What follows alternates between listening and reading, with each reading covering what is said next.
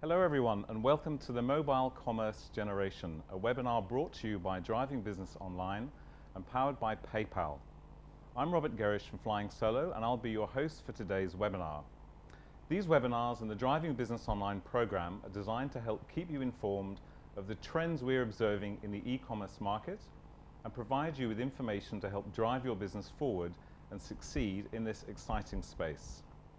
Today I'm joined by Paul Buchanan from PayPal, David Odgers from eBay, and Jonathan Dawson from UNICEF. Welcome, gents. Morning. During the presentation, please use the chat window on your screen to ask questions, and we'll do our very best at the end to answer some of these at the close of the webinar.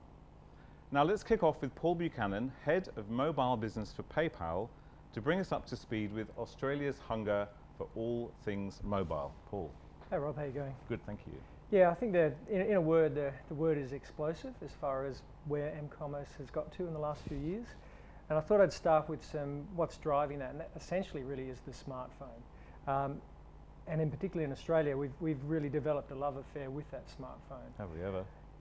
At least 52% of Australians now have a smartphone. So by smartphone, I mean essentially a phone that can easily access the internet. iPhone's a great example, and the iPhone in particular in Australia is one that's very popular, very much the most popular. About 48% of smartphones that are bought are currently iPhone devices. Very nice for Apple. And then on the sale, very, very nice for Apple indeed. And 2 out of 3 phones that are now being sold via the telcos or just people buying phones, 2 out of 3 are now smartphones. Typically people buy a new phone every 2 years. So what that means is we're in a sea change moment, but a very fast sea change of people moving from what we'll call feature phones or dumb phones to the smartphones, and giving us this great capability to shop whenever we want. And over 500,000 Australians are accessing the internet every day on their mobile phones, just whether that's just casual browsing, finding out information, or actually making purchases. And that is increasing, particularly when it comes to Christmas time. We watched it last year, particularly spike, and that will happen again without a doubt this year as well. Undoubtedly. At PayPal itself, we're concentrating now on the m-commerce side of things. We're expecting in excess of $10 billion globally to be transacted on mobile devices this year, up from $4 billion last year. And in fact, I think we'll quite comfortably beat that $10 billion target.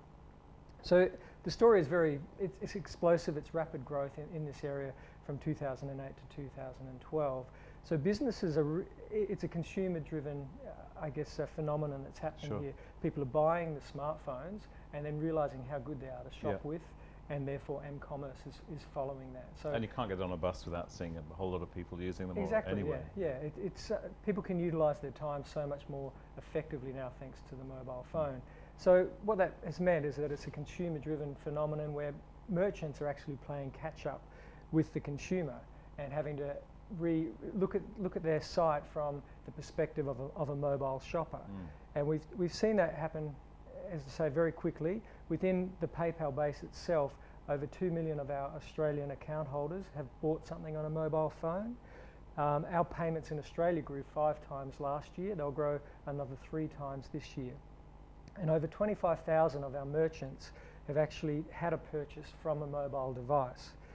What this all basically means is that a customer can, the very first time they look at your website or your brand may actually be from a mobile device and not a desktop. And this has all happened in the last 3 or 4 years. So a lot of people scrubbing around to get a decent mobile presence, which we'll talk about some examples a bit later on. Yeah, I essentially spend my day talking to merchants of all sizes, big end of town, right through to garage operations that are actually also doing very well or just starting off, and talking to them about their mobile strategies. The first question basically is, do you have a mobile optimized site? And I often get a blank look there, and the way to answer that is basically look at your website on a mobile. Sure. And the example you've got there with Roses Only, perfect example, isn't it? The difference between optimized and non-optimized. Exactly. If the site is really hard to see, hard to navigate, just not a pleasant experience, you're pinching and scrolling to be able to see things, it's an unoptimized experience. Optimized basically means it's designed for the mobile phone. It's easy to navigate. All the buttons and pictures are nice and big, and you can find your way through to what you want. And then importantly, make that purchase as well as easy as possible. Sure. Which is, of course, where PayPal comes into play as frictionless payments, or as possible as we can. And thinking about the mindset of how a shopper shops on their mobile phone is quite different to the desktop experience, particularly because you've got a device that's so quite small, as opposed to being able to put a lot of things on a big screen. Sure. You've really You're got very confined, aren't you? Yes, you've really got to rethink how you present your inventory on such a limited device. Also, typically a mobile shopper shops in snacks on a mobile phone. It might be the commute on the bus to work in the morning, 15 minutes, half an hour, little snack sizes. So it's not like, I'm going to spend hours browsing the internet. It's quite mission specific. Get on with it, get it bought and move on to the next thing. Exactly right, and the mobile is the perfect device to do that. So again, think of how you're presenting your products to the customer and the headspace of that customer. Also the time of when they're looking. What we're finding in the experience of the mobile shopper, as I mentioned, it's kind of snack size. It's also commute driven. It's also first thing in the morning. People are switching their phone on, checking their emails on their phone, seeing if they've got maybe some group buying type bargains So these are the people on the bus, on the train, hopefully not in the car. Yeah, hopefully not, yes, yeah. And then typically that will wane when they get to work, and then pick up again lunchtimes when they can have another look on their phone, and then certainly once And you're absolutely noticing these kind of peaks. Absolutely, and it's quite different to a desktop experience, and then even a tablet experience is different again, where what we're finding is people are looking morning and evening with their tablets, so start of the day and the end of the day, possibly leaving their tablet device at home, but obviously taking their phone with them wherever they go.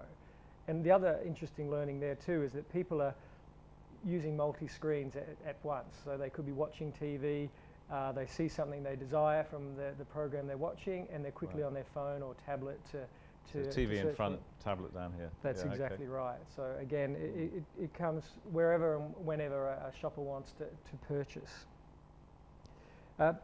PayPal is really focused on just making it as easy as possible.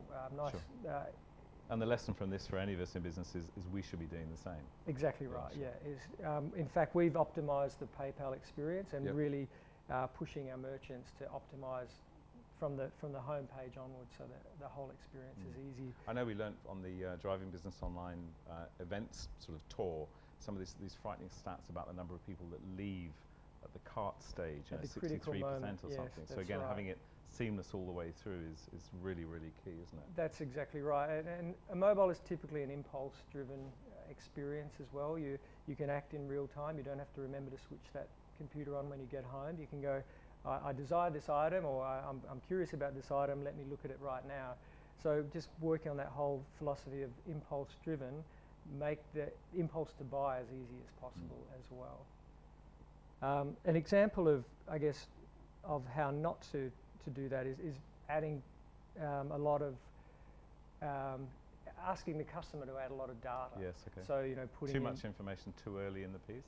Exactly right, yes, asking them to put in their credit card details, their delivery address. Home address, grandmother's maiden name, all of those things. And thinking again about where they are likely to be shopping. If they're on a bus and they lose their connectivity and they're in the middle of making that purchase, and you could potentially lose that sale. So this is absolutely where Express Checkout comes in, isn't it, from PayPal, which is 3 clicks and you're there, done? Yes. So essentially the customer can see the PayPal button when they want to purchase.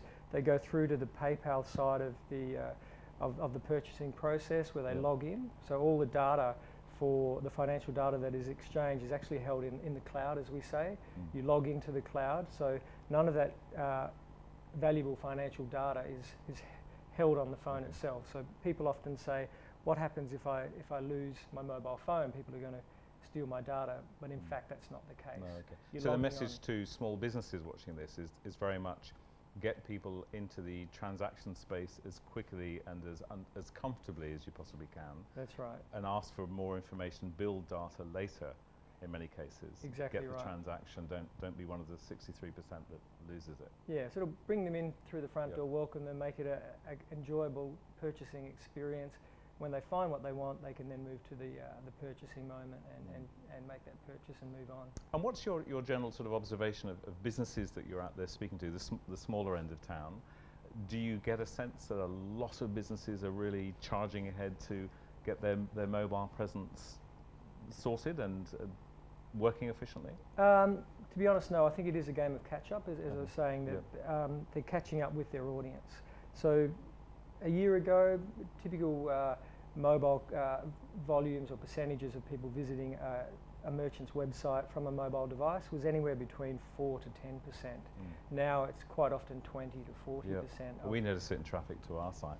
It just soared in the last sort of 12 months. On exactly mobile right. devices, So whereas 2 years ago it was a bit more of a push message from my perspective. Now people are calling saying, "Hey, we're noticing our customer volumes just rapidly increase from mobile devices to, as I say, 20, 30, 40%.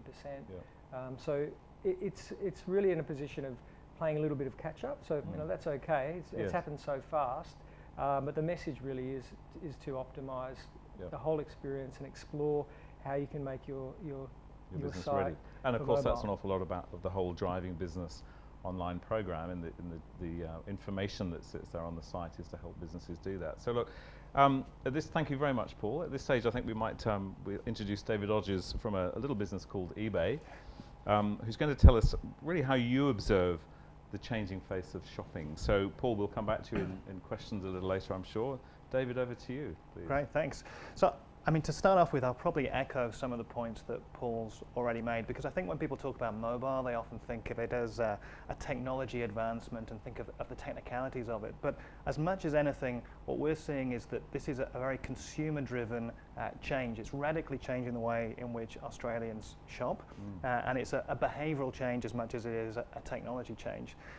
In simple terms, really what the mobile does is it allows consumers to have the freedom to shop on their terms. And that's why consumers are really embracing mobile, because they're getting the utility of being able to use it in all sorts of different ways.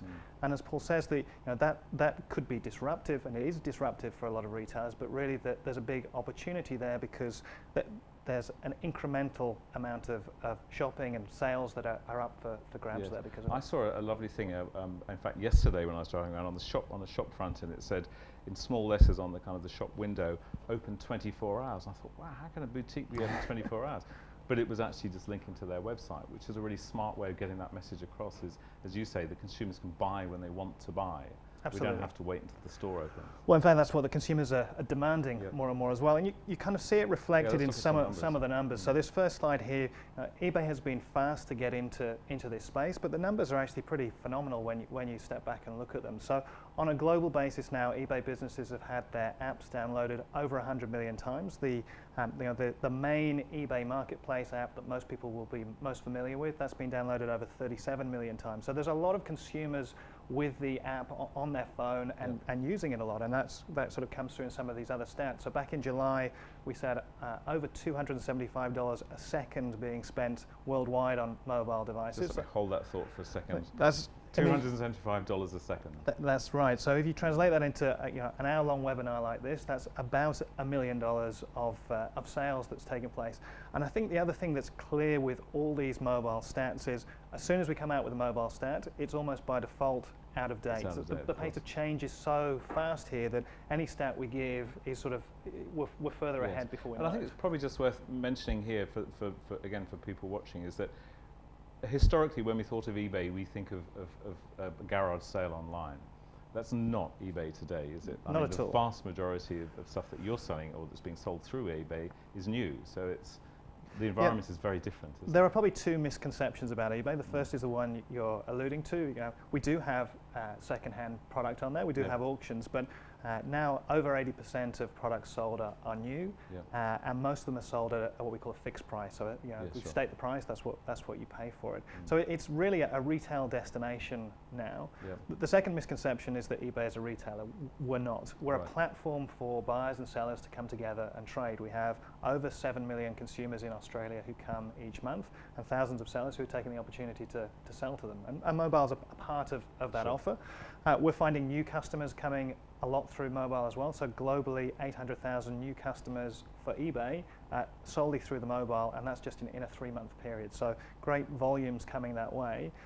We're finding that sellers are using it to check their listings when they're out and about, see how they're trading. But you can also upload your listings on mobile as well. So take a picture with the camera. Images are critically important for mobile. So you can be less than 60 seconds to list an item. So very effective that way. We've had over 100 million listings that way, and I think that the last stat was about 2.4 million listings a week now coming that way. Wow. So the numbers are big on a global scale, but they're big in Australia as well. I won't rattle through the stats on the slide about how fast things are selling, but every 2 seconds now there is a transaction on eBay in Australia using a mobile device of some shape or form. So again, that's a couple of thousand transactions over the course of our conversation this morning, and those are sales that are up for grabs for sellers of any shape or size. Marvelous. Okay. If I move to the next point is really, we can get very caught up in m-commerce or e-commerce, but really as far as the consumer is concerned, it's just shopping. Yes. And really what the mobile has done is, if there ever was a distinction between the offline world and the online world, the mobile has really made it far less relevant than ever before. Yes. It's joining the two worlds. And the two things that are really important to understand there is, firstly, convenience. We've already talked a bit about how people can use their downtime more efficiently using mobile. But the second, which is really important, is the access to information. So you can get user reviews, expert views. You can see what else is available, not just in the vicinity, but globally. So you have the chance right up to that last moment when you hand across your credit card or your cash, or you log into your PayPal account. You've got the ability to keep checking, where am I getting a good deal? And the expectations of the modern consumer is to hunt for that deal at all times. They've essentially got much more power now than ever before. Absolutely. I remember recently I did the reverse, unfortunately. I bought something online and then read the reviews after I bought it and realised it was not a good purchase. So maybe some consumers are even more savvy than we are now on those sorts of things. And I think what's striking is, a colleague of mine was over from the States earlier this year, and I think we typically think of Australia as being a follower market. So we look to places like the US or maybe Europe, and whatever's happening there, well, in the next couple of years that will come here. It's a bit like a common sort of interpretation. That's right, a bit like a crystal ball, but mobile sort of changes the rules on that, because what this colleague of mine was saying was that versus a US consumer, actually Australian consumers are somewhat more empowered, that they import more, they're more globally savvy than most other consumers around the world, and they've really latched on to mobile and are using mobile to its fullest potential. So the challenge for merchants is to bridge that gap, to keep up with the expectation of consumers, and then to convert that into sales. So knowledge is power as far as the consumer is concerned. I think psychologically as well, any device, like I've got my iPhone's not too far away from me this morning as well, because it's such a personal device. I have photos on there, have my music on there. I use it as an alarm. It's never more than a meter or so away, and that means it's a more tactile device. We love our phones. In fact, Australians really love their phones. There was a Google study out earlier this year that said that 23% of smartphone users would rather give up their TV than their smartphone. And the only thing that surprised me about that was that the number wasn't high. It probably is now. On the same study, 94% of people had already searched for a product or service using their smartphone. 28% had already completed the purchase, and these numbers, as I said, are going up all the time. So there's real sales out there. At the same time, I think a lot of people will say to me, look, e-commerce, it's a small proportion of the total retail market, and then mobiles are a smaller proportion than that. Given all the other things that as a merchant I have to work on, is it really worth the effort of getting involved in mobile? Which on the face of it is a very reasonable question to ask. I think that, the answer to that is that the consumer doesn't think of it in those nicely compartmentalized, I can't even say it, areas, so that they're using all of these different suites of products to find what they're looking for. And Forrester did some very interesting research in the States that said 45% of purchases are now online influenced in some shape or form. So that might be a consumer finding where the store is, or deciding exactly what it is they're going to buy, and they're taking their phones all the way up to the shelf, that they're gathering information. So if you're on mobile, you're still relevant to them right up to the final point of purchase. People will be buying products online from within the store, or they'll be online and picking up in store, or they're determining, Yep. using all these information sources, what they're going to do. So being present is really what's critical. Sure. If you look at sort of the different occasions, I think again Paul has touched on some of these. We have the benefit of seeing a wealth of data on days of the week, time of day, and lots of research on how people are using this. I think the underlying message is there are a number of new incremental occasions for consumers to be shopping Yep. with their mobile. So you've talked about commuting; those are often referenced as Sure. examples, or people sort of showrooming where they go into a store and they use their phone to see if they're getting the best deal. A few others that are maybe less talked about, but are just as, you can see, just as incremental. So a lot of people don't have access to the web during the day, and we see a spike in traffic around lunchtimes in the working week now, when people are finding a little bit of time to get on and get, That's get your with their lunchtime splurging. And just to what Yep. you were saying with Paul before, that's where they're very task focused. So Yeah. the simpler, easier the experience is, the more likely you are Yes. to And get if that you've had a sale. frustrating morning at work, there's nothing nicer than going to spend some money. That's right. Retail therapy can Sure. be any moment of the day.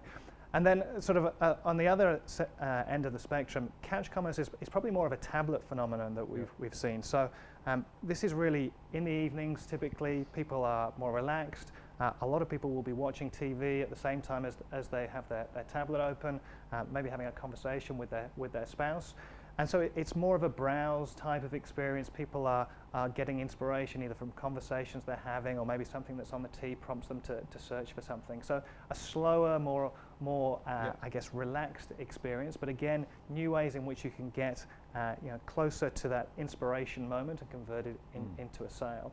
And then really late night shopping. So people don't have the stores aren't open, or the computer isn't on and takes too long to boot up, but it's fast to get online with a mobile as well. And we see that a lot during the early hours of Saturday and Sunday morning, and I'll leave the viewers to work out why that might be. Yeah, okay. But what that converts into, again, the eBay numbers are very similar to PayPal, and the shape of the chart on the right, which is Australian mobile sales, is the kind of picture that any business wants to have when they're looking at their Yes, sales. of course. It is explosive growth, as Paul was saying, and we found that in Australia, the proportion of sales on mobile are higher in Australia than any other eBay market. Yeah.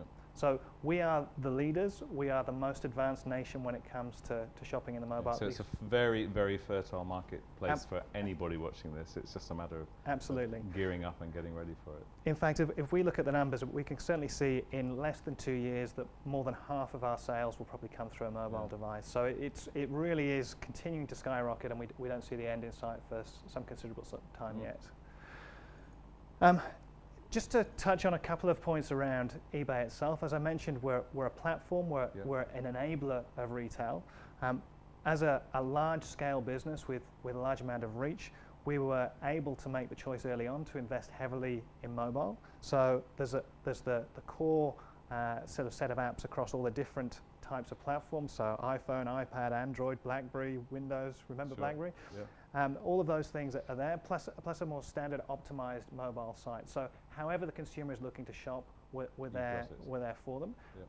From a seller point of view, that means whatever the size or scale of a seller or a merchant, they can plug in effectively to the latest in technology. We have literally hundreds of developers working on this all the time. These apps are updating at least a couple of times a year, and we're innovating in lots of different ways and optimizing that experience. And again, I think for people watching who are developing their own sort of e-commerce platforms, we can learn a lot by watching you guys. We can see what you're up to and take some lessons from that. I think. Well, I mean, it's not rocket science in many ways. It is about keeping it simple and customer focused, and that's really what leads to the best level of sales is making it a really easy flow. In fact, I think our mobile app works in many ways better than the online experience. And then we're sort of innovating in spaces like personalization and so forth. If you use the iPad app, you can really customize it for how you want it, and that's drawing the consumer in even more. So I'll just wrap really by sort of trying to draw it together in terms of what it means for merchants as far as we see. I mean, the first thing, hopefully it's coming through in all the discussion we're having this morning, if you want to be relevant to the consumer and if you want to gain incremental sales, then mobile has to be in some way part of your thinking, however you do it. The second thing is that if that's going to be the case, you really need to be thinking about the customer experience. So we as consumers can think about how we would use a site on a phone. We want to keep it as simple and as frictionless as it can be. And that was everything from payments. So PayPal is probably the easiest checkout to put on mobile. I'm sure Paul said it definitely is. Yeah. But keeping the site mobile optimized. Images are really, really important in mobile as well. It's the kind of visual medium where a picture really does tell more than 1,000 words. Yeah. And we're sort of now playing in areas like email as well. So if businesses are sending out promotional emails, making sure that works on a small screen like an iPhone is important to understand too. And then the final point I'd say is it can be a little daunting. It is fast moving, technology is changing all the time. If you're a small business, you can use platforms like eBay as a way of giving a bit of a leg up and to test and trial and get used to and selling and dealing with customers as well. That's right. Let other people do the heavy lifting and concentrate on your business and delivering the service component. The fast delivery, the great customer service that consumers are also expecting. Great stuff. Look, thank you very much for your presentation. Again, we'll be opening up for questions as we get near to the end. So waiting patiently in the wings is Jonathan Dawson from UNICEF, who's going to tell us how they've dramatically increased charity donations through innovation in the mobile space. So hello to you, Jonathan. Hello, Robert. Thank you for that. Yes, so I look after the digital marketing channels at UNICEF Australia. And over recent years, mobile has become an increasingly important area for us. Just to give you a quick bit of background on what UNICEF do, because people have often heard of the name but don't fully appreciate what's involved at UNICEF. We work in over 190 countries across the world to protect and promote the rights of children. So we work with everything from governments to local communities to enact change around everything from health and nutrition through to education programs, HIV prevention, a lot of different areas. What we also do is respond to over 250 emergencies every year, many of which never hit the headlines. However, back in 2010, there was a big emergency in Pakistan, as some people may remember. Basically the floods, yeah. So an area of Pakistan the size of New South Wales was inundated after the monsoon rains. Over 20 million people in Pakistan were affected. An enormous emergency situation, people displaced, missing food, not having access to clean drinking water. 20 million people, yeah, absolutely massive. And you can see here on the picture the children cooking over an open fire at one of the displacement camps that was set up. So UNICEF needed to respond to the emergency and raise as much money as we could to help change things in the field. So what we did, we partnered with ABC Local Radio. Really lucky, they ran a big national radio appeal in Australia to try and bring it to the Australian public's attention and to encourage people to donate. The results of the appeal were absolutely fantastic. People were really generous. We had just under $4 million worth of donations. The phones were ringing off the hook for about 2 weeks. We were directing people online in particular, just because it's such an efficient way to process donations and to give people more information on what's happening. One thing we didn't do too well, as you can see from the slide that's on the screen at the moment, is the mobile side of things. Okay. So we had massive spikes. Didn't really have a mobile presence. We didn't at all, yeah. So you'd hit the UNICEF site and you'd see a giant UNICEF logo with no clear call to action to donate or access to any other information. You had to pinch and scroll and move things around. So yeah, not a pleasant experience. Not at all, not at all. So we did see huge spikes in traffic to the website.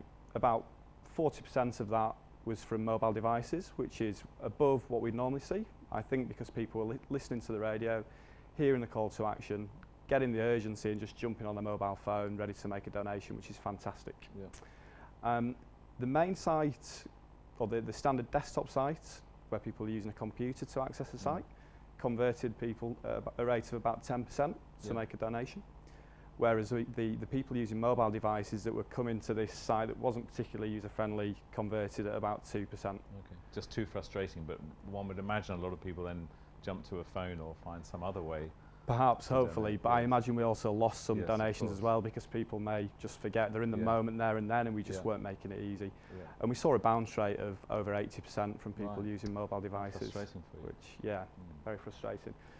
So we knew from there on in that we needed to do something about it and get a mobile site off the ground. So being a not-for-profit, funding is always an issue. We didn't have the money to go out straight away and get a mobile site developed. But what happened last year, 2011, there was the emergency in East Africa, which was caused by three main areas: huge droughts, a lack of food, and the ongoing conflict in Somalia. Just over 13 million people were affected this time. And again, UNICEF needed to go out there and run a huge campaign to get the public's attention and get them interested in donating. The problem was we still didn't have a mobile site, and we were launching this campaign within a week. I'm still trying to, as you're speaking, trying to get my head around an organisation that, usually in our businesses we have projects and we kind of have timelines. You don't have anything like that. I mean, you must have it on aspects of your business, but when an emergency hits, it hits. Exactly. You've got to react. Yeah, there's certain things we can plan for, but things like this just come up out of the blue.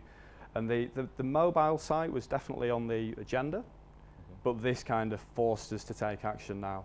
Right. And it was such a good job that it did. So you had literally 1 week to have a mobile presence created for you to accept the kind of traffic that you were anticipating. Yeah, that's right. You did it. We did, Okay. yeah. And I'll talk you through kind of the thinking behind how we went about it. So first of all, we looked at the opportunity cost of not having a mobile presence. Now, based on the Pakistan appeal that we'd run the year before, and the difference in conversion rates, the number of visitors to the site, assuming they didn't go to the phone and make the donation, we would have lost potentially over $100,000 in donations. So it's a huge impact. So the business case around mobile for us was pretty straightforward. Yes, it wasn't a hard sell to anybody. Not at all. So the ROI was easy to forecast. We had a lot of discussions around mobile web versus mobile app. Yeah. And again, that was quite an easy one for us. We didn't have any mobile web presence. An app would have been dependent on the device that people are using. Because the market's changing so much and there's all these new devices coming up. Why would they download an app to donate anyway? Let's just get the website fixed, figure out how people are using our mobile site. Can I just ask you, is that a thinking that's continued? Is it still of your opinion that in your instance that a mobile site is far superior in your case than having a mobile app, or are you Absolutely. I think the key thing, and I think both Paul and David made this point, it's about making it simple for people to shop, or in this case donate. And the jumping on a mobile site is the simplest way to do it. If they had to go away and download an app, we'd have to, for a start, an app is much more expensive to develop, and then you've got to deal with all the different platforms that are out there and forever changing. No problem. So we wanted to limit what we were doing on the mobile site as well, really simplify it, so the equivalent of minimising the inventory that we were showing people, just show people the here and now, the East Africa appeal. So there was one option, donate now, really simple, not masses of information to get lost in. It was a really smooth journey. They've already had the information before they get to you. Yeah, precisely. So they know they want to make a donation, hopefully. We integrated with PayPal Express Checkout, which again worked really well. We just had a 3-step process to donate, which was fantastic. And then we now need to kind of build on the success that we had with the initial mobile launch. So moving on to the results before we cover that. So the radio and TV appeal that we ran for East Africa was an enormous success again. Again with ABC? No, it was across different channels. So lots of media coverage, both online and offline. But generally in emergency, we do get a lot of coverage. It's fantastic. So lots of different media outlets.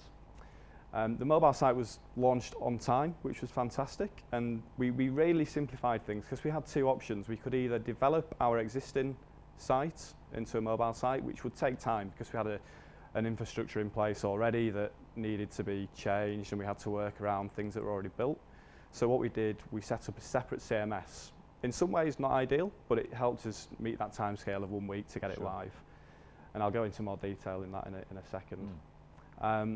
The bounce rate dropped from 80% without the mobile site to less than 25%. Fantastic. And conversion during peaks of the campaign from people using mobile devices from the 2% we'd seen at Pakistan went up to highs of 20, 30%.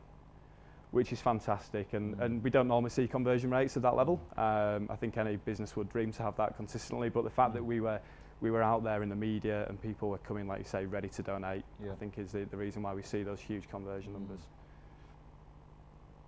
Terrific. So just to kind of show some background in our the traffic we've seen from mobile over the years. From 2010, we saw 2% of overall traffic from mobile devices, through to this year where we're up towards 10%, which is great. So we've got that continuing focus on how do we build a site. Have you dared to forecast what it might be in a year's time? Who knows? Who knows? Yeah. It'll be more though, a lot more. Yeah, definitely. Yeah, I mean, you can see from the numbers there that it's doubling. And I think some businesses are seeing much higher rates than that, and I think it depends on the promotional mix that you're using as to where people are coming from. But still, we see enormous revenues coming from people who are donating via mobiles, which is great. Yep. And a challenge we've got around this area is that UNICEF has such a mass of information and resources. So everything from the advocacy side of what we do, so people lobbying members of parliament to take action, through to financial donations, through to provision of news and PR. So for us, it's how do we make sure people can access the content they're looking for, but still keep people focused when they're coming in without drowning them in information. So that's one of the key challenges. What the first edition of the mobile site did was allow us to build a case for further development on mobile. So we went from having just the one appeal to being able to plug in other appeals, because obviously we've got a lot of different stuff going on at any one time. There's regular campaign activity, as we call it, so maybe appeals around raising money for water and sanitation projects, and then at any time an emergency could crop up, as we said. So the phase 2 of the mobile site was basically bringing everything into a single content management system, making it really easy. So now much more than just a place for people to transact and donate. It's now rich with information, and people can spend more time on there comfortably. It's still very much transaction focused for the time being, purely because of that we do have so much information. The concern is if we bring everything that we've got into the mobile environment, people will just get lost. So what we do is we still allow people to access the other areas of the site if they come in through search, but at the moment it's not mobile friendly. So we've got a program in place to transition areas of the site across to mobile. But we will always have a mobile homepage that focuses on two or three core campaigns. Excellent. Okay, that's pretty well your story, I think. Yeah, it is. Yeah, it's fantastic. A very, very powerful one that really shows us how mobile can transform a business. And I guess again, just being mindful of our audience, number of small businesses. I think there's, guys, I don't know if either of you got comments on what you observed from that, but I think that this issue of as a small business, do I shift everything over to mobile or do I move little bits over? I think what we're learning here is have the key things moved across. I mean, I know transactions obviously are very key, and that's the focus of what we're talking about today. But do you notice that yourselves as you go out and see small businesses, how they're coping with that sort of shift? Yeah, I think the first thing to do as a small business is talk to your developer or your platform provider and just see what they can provide for mobile.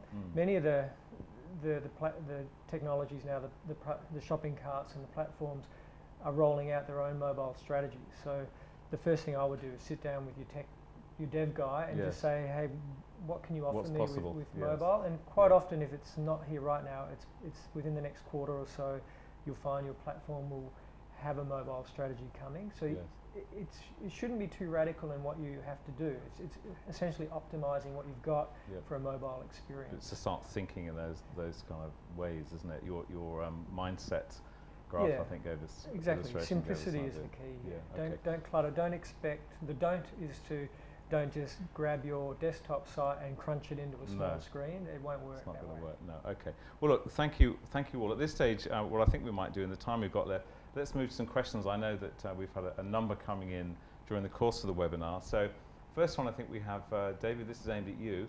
Are you seeing businesses starting to do special offers or sales at high mobile times, like lunchtime? So, you said that there are these peaks. Are you seeing kind of businesses that are therefore responding to that? That's a great question. I'm glad to be first up. Look, I think you see a number of business models that are very sales focused. So group buying in recent times has been an obvious one. So group together and get a great price. Flash sales, shopping clubs, all these sort of things that they're about creating that need to buy now. I'm sort of racking my brains. I don't think there are many sites that are specifically designed around the time, but I think individual sellers can think about playing, testing and learning, and seeing if their product is going to be well associated with some of these occasions. Well, try for a while, sort of dipping the price down for a few hours. Maybe use that as a promotion that says, we're going to do a lunchtime special. I mean, you can transition a lot of the old world retail ideas onto these platforms, and then just try and make the most of the behaviour that we know exists in the it's kind of the online equivalent of the person who's standing outside a restaurant with little samples. It's having that kind of thing. I remember we met sorry, I can tell you're itching to say something as well. We met a business on the Driving Business Online tour down in Adelaide a few weeks ago, and there was a guy there who runs a business selling lots of components for remote control planes and boats. Fascinating business, 18,000 parts on his website, and he launches a new product every Thursday. So this is not so much mobile, but it's just the whole changing face, I guess, of e-commerce. So every Thursday he launches a new product, and his followers, whether they're on Facebook or just people that follow his business anyway, there's a peak, a spike rather, every Thursday, transactionally, just interest in the business. Great idea. Paul, you're itching to say something. Yeah, we're certainly seeing it in that group buying sector as well. Actually, going back to the percentages, at least 40% of some of those companies like Catch the Day are coming from, have a mobile audience of the size of 40%. But because of the ubiquity of mobile, we've got them at all times. If you can farm your database, let's say, and you are a small cafe, you've bought smoked ham at the start of the week, you've got to Friday and you've still got a lot of smoked ham left and you want to get rid of it, here's this opportunity now that you can communicate to your database and say 50% off smoked ham sandwiches today. And we're starting to see that, certainly at the early phases, but more and more of that reactive marketing, because it's so direct to the consumer. You can target them when you know they're out and shopping, looking for lunch. You hit them with that special offer and they can react straight away. Yeah, fantastic. Now we've got a question from Janice. This is for all of us, all of you I should say, do people buy more on smartphones or with iPads? What's the kind of mix there? I can take that first. Okay, go. I mean, the answer is they buy more from iPads than they do from iPhones, but I think it's mainly an evolution thing. Right. So does that, can I just ask, sorry to stop you, does that mean they buy more as in each transaction is greater, or there's more frequency of purchases through an iPad? So I think it's a little, well, gosh, I'm not too sure on the frequency, it's maybe fairly similar, but I think you find that the first adopters of things like iPads and tablets tend to be higher income demographics, so they tend to spend more, and then it sort of flows on through. So I think we've seen a normalization across these different platforms as more people adopt them, and it becomes more of a mass market thing. Then it averages out. In the early days, people were buying more on iPads than they were on iPhones. I think the only other thing to sort of your question though there is the way in which you use a tablet is a little different to a smartphone. It's less task focused, it's more of a browsing experience. Sure. So potentially there's a chance to get people in more of a relaxed mood and buying more. And I suppose yes, they're going through as you say, the review process and selection, whereas maybe the smartphone is more, I know what I want, I'll get it. Yeah. Do you notice anything yourself on?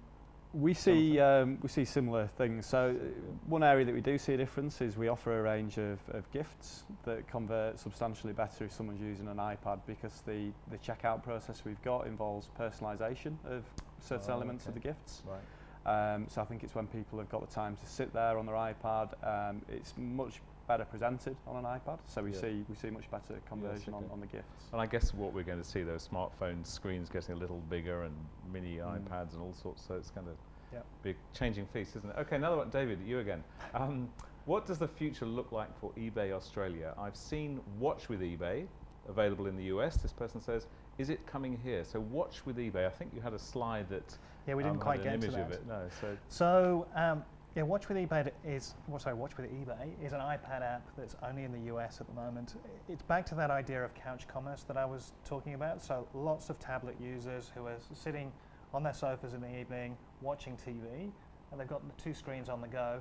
Really, Watch with eBay is a way of connecting the two up. So If you tell it which station you're watching, I think ultimately it will be connected through the cable box. It starts to show relevant merchandise for what you're watching. So if you're watching a sports game, your sports team's merchandise is there for you to flick through. If you flick across to a soap opera, then the outfits of the characters coming on will sort of appear there as well. Delightfully terrifying. Yeah, so we talk about, shop when inspiration strikes. It's really trying to condense that gap between you thinking, oh, I'd like to get a whatever, and being able to transact with it. So that will undoubtedly come here. The broader question of what more for eBay Australia, I think it's more of the same. It's really building ourselves as that platform for buyers and sellers, the retail destination. And I think in terms of mobile technology, we'll see more around what they call augmented reality. So using the phone on a camera to be able to take a picture of an object or a color or a pattern and then start searching that way without having to type anything in, but just going from I like that to okay, here are some options for me to buy. Wow, amazing, isn't it? Reminds me of Drinking with Dallas was a party we used to have many years ago when Dallas was on and Sue Ellen had a drink. Everyone in the party had a drink. As Sue Ellen deteriorated, so did the parties. Anyway, enough of my life. Now, one for you, Jonathan. You did your projects on a tight budget because you're a not-for-profit, we're assuming. What tips can you give us about doing things on a budget when it comes to moving into mobile? Sure. I think the key thing that we had to do when we were looking at moving into mobile was keeping focus. So prioritising the elements that we wanted to present in a mobile-friendly way. In this case, it was really easy for us because it was an emergency appeal. But one thing we want to do as well, now we've got version 2 of the mobile site up and running, we want to look at the other content that people are browsing and try to prioritise the areas of our site, which is absolutely massive, which areas we're going to pull into to mobile-friendly content first. So really having that prioritisation of which areas you're going to work on first, I think was the key thing. Another areas as well, if you're developing a site from scratch, I think things like responsive design are a really good way to start with things, but bearing in mind that you need to have responsive design when you're catering for different screen sizes. Can you explain that term a little for our Sure, yeah. So it's where it's basically building from mobile up, so you're starting off with the small screen sizes to begin with. Okay. And then as your screen size increases through larger mobile devices, iPads to a desktop PC, you can adjust the layout of the screen dynamically, hide and reveal key bits of information as the screen size increases. So if you're starting from scratch, that's a key way to go, and I'd definitely advise people to think about that and talk to it with their designers. Terrific, thank you. Okay, let's move another one for the panel. It was a point actually that you raised, Jonathan, in your presentation as well. How do we make that decision, kind of mobile websites versus mobile apps? Again, imagine small business watching this. Do I, apps very sexy? Should I have an app? Should I have a mobile site? Help. How do we make that decision? I would say always start with a mobile website, and then if you've got the budget, then continue into the app world. And the reason I say that is, it's the same as with a desktop really. Someone's inspired to find an item and look for an item. Typically you'll go to a search engine, be it Google or whatever, you'll put that item in, you'll search for it, and you'll get a list of possible websites to visit. So if you imagine that from your mobile device, you're going to click on one of those links, it's going to take you to the mobile web. Yes, it's not going to take you to an app. That's right, whereas an app, really the call to action would be download our app and then start shopping on it. So it's kind of a two-layered approach. So certainly start with the mobile web, and then depending on what you're selling, you might want to include an app in that experience. But if you're selling straightforward inventory where you've got a list of items that you want to sell, you probably don't need an app. It's more that curated experience where you're leveraging the capabilities of the phone itself, the geolocation and camera and things like that. But I would certainly say start with the mobile web. Okay, and David, you might have a slightly different view in that what's in your business, I guess, getting apps on people's phones is something that you're very keen to do. But do you have an observation again for? Yes, I think we have the benefit of scale, but a lot of small businesses clearly don't. I think I read there's now over 500 million apps in the Apple App Store, so standing out in the crowd is really hard to do. And I think I also saw some data. It's probably a year old or so now that 25% of apps that are downloaded are only used once, and only another 25% are used more than 10 times. So if you're going to invest behind an app, you've got to be pretty clear that there's a reason for it. Consumers are going to adopt it and use it, absolutely. Okay, thank you. Now, what have we got? Another question. As eBay sellers, do we need to optimize our eBay listing for mobile devices? So there you go. So I guess this is firmly at you again, David. As eBay sellers, do we need to optimize our eBay listing for mobile? So the answer to that is both yes and no. Right. So your listing will automatically be optimized for mobile across all those different platforms.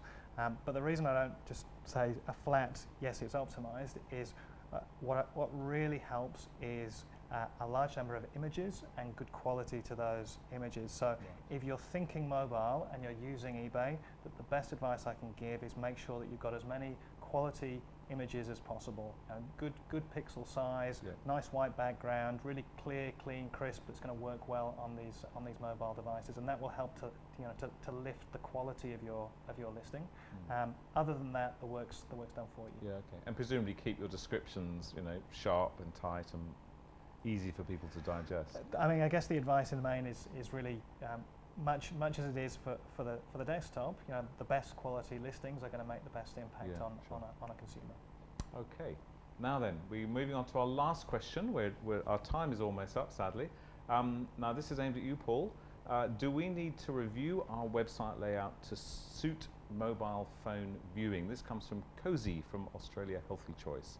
So do we need to review our website layout to suit mobile phone viewing? Yes, we do. Yes, we do. As simple as that, really. Please expand briefly. It comes down to the limitation of the screen size. And in many ways, this is a good thing. Because of the limitations of that size, you can't fill it up with lots of text. As David said before, picture paints 1,000 words. It's about being almost graphical in your style and looking at a visual hierarchy. And by that I don't mean just putting things at the top and going down. It's some words can be bigger, some can be coloured differently. So thinking about what's the most important messages that I want to get to the customer's eyeballs straight up and make that the strongest attractive thing on that small screen, and then working your way through. So absolutely yes, you have to rethink your presentation on a small screen to a desktop. Yeah, but again, I guess one of the most powerful ways that as small businesses we can do that is dive into this world a lot, look at what other people are doing, learn from the big end of town, look at what you're doing with probably won't get it right the first time, but the thing is jump in and start to iterate as you go along, learn. Your customers hopefully can feed some of that back to you as well, and version 2, 3, 4, you'll get it better and better. Yes, okay. Any observations, either of you guys, on the same topic? Jonathan, you're finding, I mean, I guess yours happened very quickly. You would have, well, you've already said you did a lot of work to kind of minimise what you have on there. Yeah, and I think the numbers speak for themselves as well. We definitely had to go down that route of minimising the amount of content we display. And indeed now with version 2 of the mobile site, we set up appeals, which are in effect, like products. And we have 2 versions of content. We have a more elaborate version for people viewing desktop devices, so it's split into different fields in the back end of our system. Whereas for mobile devices, it'll pull through more of the summary information, just the core details of the campaign, just so people aren't overwhelmed with masses of information. So we very much do customise it for mobile devices. Okay, well look, thank you so much, all of you. So look, as we near the close of today's Mobile Commerce Generation webinar, I'd like to thank Paul, David and Jonathan for joining us. But more importantly, I'd like to thank you for giving up your time to be with us. A recording of this webinar will be up on the Driving Business Online website over the next few days, probably early next week, where it will join a host of terrific resources for those wishing to thrive online. And the DBO forums, the Driving Business Online forums, will be running on Flying Solo for those seeking to discuss issues and opportunities with fellow Australian small businesses. So thank you again for joining us, and enjoy the rest of your day.